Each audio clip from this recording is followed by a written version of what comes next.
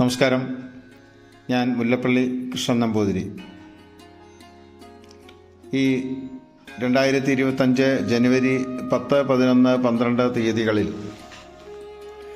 തൃശ്ശൂർ തെക്കേ സ്വാമിയാർ മഠത്തിൽ വെച്ച് സുമംഗലേഷ്ടി എന്ന പേരിൽ ഒരു വൈദിക യജ്ഞം നടക്കുകയാണ്.